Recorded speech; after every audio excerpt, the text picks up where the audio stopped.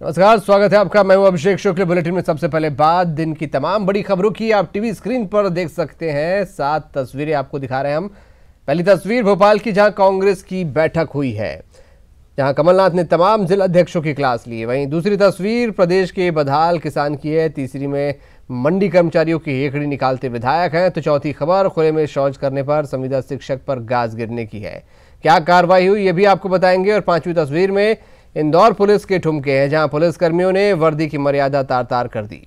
अगली तस्वीर है मध्य प्रदेश के मंत्री जालम सिंह की, जो अवैध खनन का अपरोक्ष तरीके से समर्थन करते नजर आ रहे हैं। मंत्री क्या कुछ कहते हैं ये भी आपको बताएंगे। वहीं सातवीं खबर जितेंद्र के घर वापसी की है। जितेंद्र अर्जुनवार पाकिस्तान की जेल में था। लेकिन सबसे पहले बात करेंगे हम कर्नाटक चुनाव की। कर्नाटक की लड़ाई के अंतिम चरण में पहुंचते ही सियासत के सारे रंग सामने आने लगे हैं। मुद्दों को पीछे छोड़ते हुए जीत के लिए कुछ भी करने वाली हकीकत सामने आ रही है। कर्नाटक की जनता का फैसला जो भी हो, लेकिन सियासी मंचों पर अब फेयरवेल देने की भी बात होने लगी है।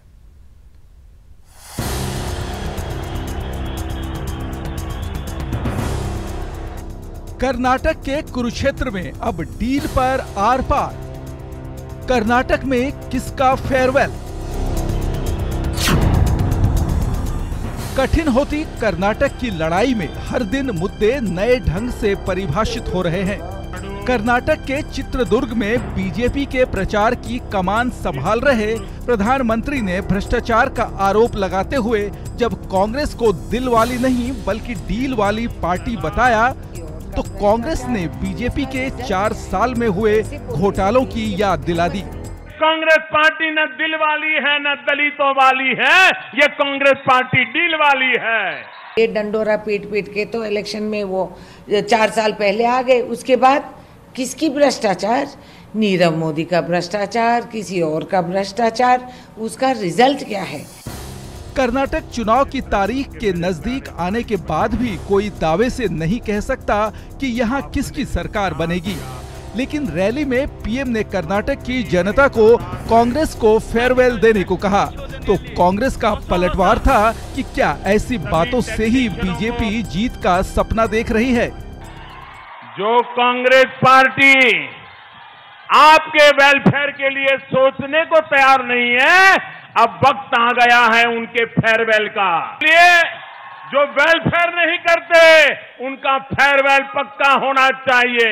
बोलने से देश के प्रधानमंत्री उनकी एक कम हो जाती है, कद कम हो जाती है। अफसोस कि वो खड़े होके ऐसे असत्य बोलते जाते हैं और सोचते हैं कि वो जीत के आएंगे इन बातों से। कर्नाटक का चुनाव प्रचार शुरू होने से पहले यहाँ त्रिशंकु विधानसभा की उम्मीद जताई गई थी। लेकिन पीएम और अमित शाह के कर्नाटक के अंतिम चरण में जोर लगाने पर सवाल उठ रहे हैं कि क्या अंतिम वक्त का ये जोर कर्नाटक में नया ट्विस्ट साबित होगा। Bureau report, news 18 network.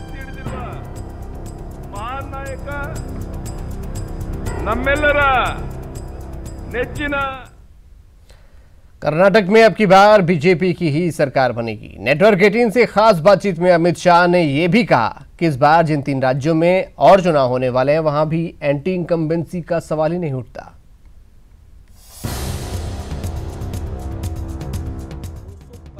News 18 network पर एग्जीक्यूटिव एडिटर अमीश देवगन के साथ खास बात में बीजेपी अध्यक्ष अमित शाह ने दावा किया है कि कर्नाटक में अब की बार बीजेपी की सरकार बनेगी।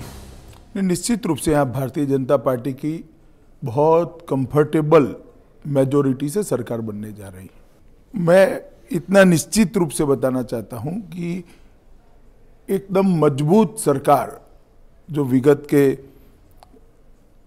2-3 साल में भारतीय जनता पार्टी ने जीत की परंपरा बनाई, इसी प्रकार की सरकार यहाँ बनने जा रही है। कर्नाटक में सरकार बनाने के दावे के साथ साथ बीजेपी अध्यक्ष अमित शाह ने पाकिस्तान के साथ कांग्रेस के विचारों की समानता पर भी सवाल उठाए हैं। मैंने इतना ही कहा है कि एक और कांग्रेस टीपू सुल्तान की जयंती मना रही है और अब इतने सालों के बाद कर्नाटक चुनाव के वक्त पर, एन वक्त पर पाकिस्तान को भी टीपू याद आ रहा है। ये दोनों के बीच में विचारों की समानता को मैंने उजागर किया है और कुछ नहीं। कर्नाटक के अलावा इस साल 3 और राज्यों में होने वाले चुनाव में भी जीत का दावा किया है बीजेपी अध्यक्ष अमित शाह ने। उनका कहना है कि इन राज्यों में एंटी इनकम्बेंसी का सवाल ही नहीं उठता। 10 साल की सरकार होगी तब भी एंटी इनकम्बेंसी होगी या नहीं होगी? बिल्कुल होगी। तो 15 साल की हो गई, अब 15 साल की 20 की भी हो जाएगी। चुनाव के अलावा वर्तमान हालात पर भी बीजेपी अध्यक्ष अमित शाह ने खुलकर बात की है। उन्होंने एएमयू विवाद पर कहा कि जिन्ना तो भारत के विलेन हैं, उन्हें हीरो कैसे बना सकते हैं। जिनके कारण देश का विभाजन हुआ, देश कई टुकड़ों में बंट गया, इसको हिंदुस्तान की जनता कैसे स्वीकार कर सकती, कैसे सम्मान दे सकती, मेरी तो समझ में कम से कम नहीं आता है। एएमयू विवाद के अलावा कठुआ और उन्नाव मामले पर भी अमित शाह ने बेबाकी से अपनी राय रखी है, लेकिन इन सब के बीच उन्होंने कर्नाटक जीत का जो दावा किया है वो अहम है। Bureau report, news 18 network. चलिए अमित शाह जी, बहुत बहुत धन्यवाद, आपने हमें समय दिया और बहुत बहुत बेस्ट ऑफ लक आपको। कांग्रेस नेता कमलनाथ ने अमित शाह के उस बयान पर पलटवार किया जिसमें बीजेपी अध्यक्ष ने कमलनाथ को कॉर्पोरेट घराने का बताया था। कमलनाथ ने साफ कहा कि वो किसी उद्योग से नहीं जुड़े हैं, न ही किसी कंपनी में डायरेक्टर हैं, न ही किसी कंपनी के शेयर होल्डर हैं।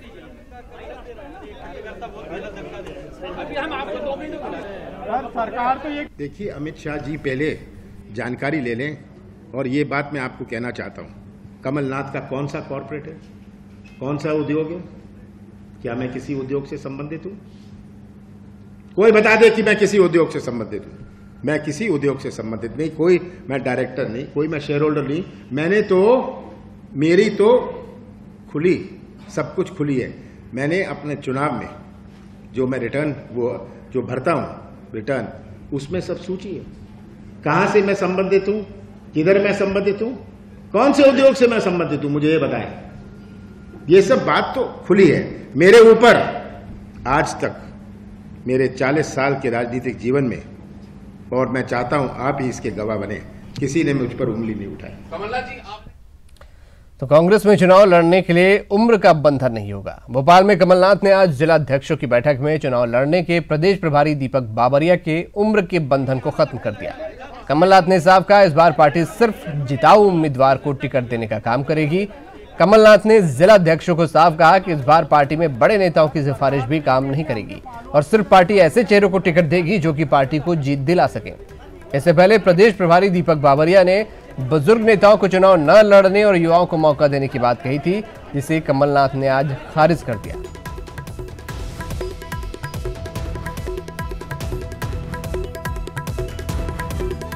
देखो, क्राइटेरिया तो ये है, बाकी सब ये मैंने आपको जो बोला है वो हमारी पार्टी तय करेगी। बाकी विनर कैंडिडेट तो चाहिए सही, जो जीतने वाला होगा तभी तो मध्य प्रदेश में हम लोग सरकार बनाएंगे।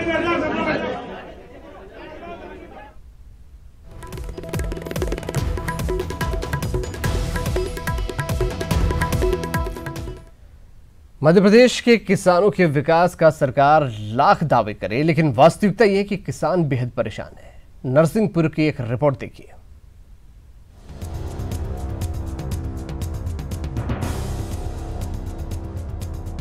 उन्नत खेती के लिए कृषि कर्मण का पुरस्कार पाने वाले नरसिंहपुर के किसान परेशान हैं।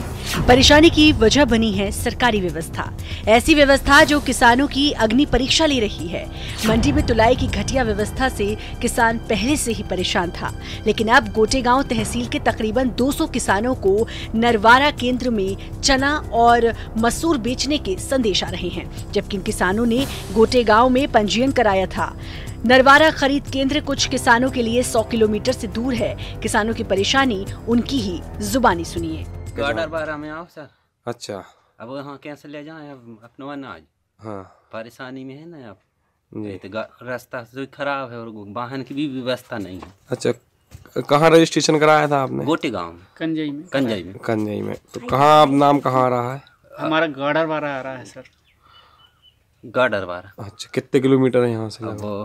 150 करीब है। सरकार ने इस सारी खरीदी को बहुत अधिक टेक्नोलॉजी में डाल दिया है। विगत 5 दिनों से गाडरवारा में जो नरवारा खरीद केंद्र है, उसके किसान बेहद परेशान हो रहे हैं। वहाँ पर जिन किसानों ने पंजीयन कराया था, उन किसानों के SMS यहाँ पर नहीं आ रहा है। इसकी जगह पर इस केंद्र पे गोटेगांव, नरसिंहपुर, करेली 100-150 किलोमीटर दूर के किसानों के SMS आ रहे हैं। उसके साथ हो ये भी रहा है कि जिन किसानों की रोज यहाँ पर लिस्ट अपडेट होती है कि इन किसानों को आज माल बेचना है, उन किसानों के पास भी SMS की कोई सूचना नहीं आ पाती। उधर इस मसले पर सियासत भी होने लगी है। बीजेपी विधायक का कहना है कि ऑपरेटर से गलती हुई थी जिसे ठीक कर लिया जाएगा। वहीं कांग्रेस का कहना है कि जानबूझकर किसानों को परेशान किया जा रहा है। ऑपरेटर की गलती से 2 गांव का पंजीयन हुआ है, वो गाडरवाड़ा में हो गया है गलती से। करीब 200 किसान हैं, उसको कलेक्टर साहब को नोट कराया गया है। उसका जैसे क्लियर होता है तुरंत उनको उसमें अपन मंडी गोटेगांव में ही खरीदी करेंगे। उसमें किसानों को परेशान होने की आवश्यकता है। इस बात का आरोप लगाता हूँ कि निश्चित रूप से इसमें भारतीय जनता पार्टी के दलाली करने वाले लोग जो हैं वो इस माल को कहीं ना कहीं किसान परेशान होता है, और जब परेशान होता है तो वो इसी माल को खरीदते हैं और खरीदकर वो ही इस माल को मंडियों में बेचते हैं, जिससे उन्हें कई गुना फायदा होता है। हमारा किसान बेचारा परेशान हो रहा है, इस बात की सरकार को कोई तरहीज नहीं है। कुल मिलाकर किसान परेशान है। जरूरत एक ऐसे सिस्टम को बनाने की है जिसमें सहूलियत हो, ताकि किसान को उसके मेहनत का वाजिब दाम मिल सके। आशीष जैन, न्यूज़ 18, नरसिंहपुर, मध्य प्रदेश। नरसिंहपुर में अनाज की खरीदी बदइंतजामी से जूझ रही है। किसान परेशान है और अधिकारी पूरी तरह से बेपरवाह। शिकायतों के बाद भी अधिकारी टस से मस नहीं हो रहे। किसानों की शिकायत जब गोटेगांव विधायक कैलाश जाटव तक पहुंची तो उन्होंने करेली मंडी समिति प्रबंधक से बात करने की कोशिश की, तो उसने बात करने से मना कर दिया, जिसके बाद विधायक खुद ही मंडी पहुंच गए और फिर अधिकारियों की जमकर क्लास लगाई। बिल्कुल बात करने में क्या जाता है? दुबे जी कहां पे है? कहीं व्यस्त नहीं थे, मोबाइल बंद किया बाद में। ये तुम्हारे नौकर हैं क्या किसान लोग?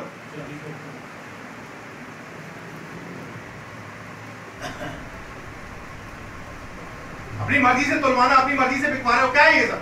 तमाशा मचा के रखा हुआ है।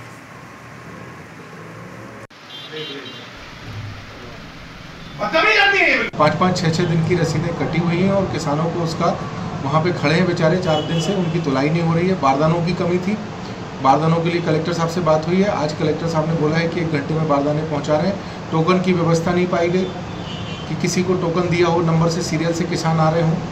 मतलब कुल मिला के मंडी में। स्वागत ब्रेक के बाद सीएम शिवराज सिंह के गृह जिले सीहोर में आष्टा के 2 बीजेपी नेताओं पर 28 साल की युवती ने 2 सालों तक गैंगरेप और शारीरिक शोषण का गंभीर आरोप लगाया।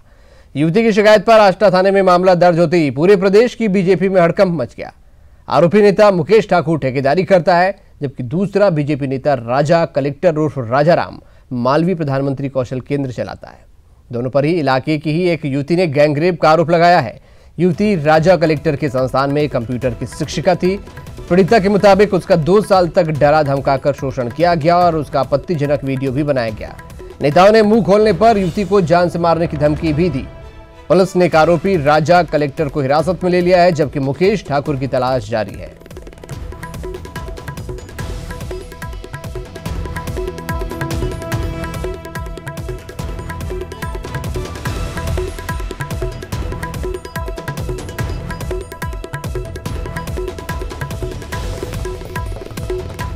कल एक महिला ने थाना आष्टा में रिपोर्ट की है कि विगत 2 वर्षों से एक राजा उर्फ कलेक्टर और मुकेश ठाकुर उसको शोषण कर रहे हैं। इस संबंध में उसने लिखित शिकायत की थी। इसके आधार पर प्रकरण पंजीबद्ध किया गया है और उसमें से एक व्यक्ति राजा कलेक्टर को हिरासत में लिया गया है और जल्दी उसकी विधानिक कार्रवाई करके, कानूनी कार्रवाई करके अग्रिम कार्रवाई दूसरे विवेचना जारी है। मुकेश ठाकुर अभी फरार है? अभी फरार है, तलाश की गई, मुलाकात मतलब मिल नहीं पाए अभी। बुलेटिन में फिलहाल इतना ही। ब्रेक के लिए रुक रहे हैं, खबरों का सफर लगातार जारी है। नमस्कार।